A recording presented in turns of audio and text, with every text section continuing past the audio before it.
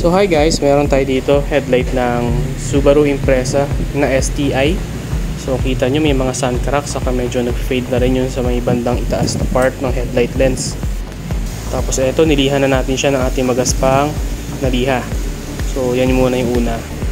Tapos ito na siya nung natapos ko siyang lihain. Tapos ready na yan i-vapor polish.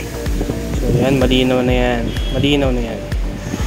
Pero syempre tatanggalin muna natin yung kanyang headlight lens. So higgan muna tayo dyan, mga ilang ikot yan.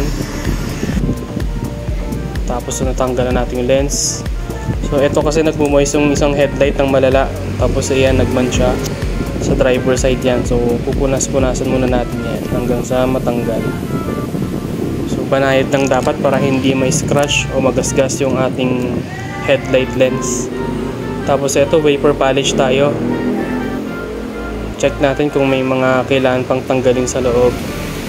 So ito, yan, mas kita natin ng mas malinaw. So meron pa rin mga mancha-mancha sa loob. So ayan, so pupunasan ulit natin yan. Ayan o. Tapos ito sa passenger side, mas malala, hindi natanggal yung lumang top coat. So ayan, tinanggalan natin ng tuluyan para pantay-pantay yung linaw.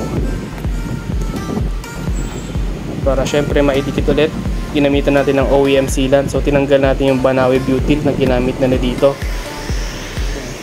Tapos syempre hit gun ulit para mag-melt, para mas maganda yung kapit ng ating sealant sa ating headlight lens saka sa mismong housing. Tapos ito na siya no, natapos na vapor polish na to.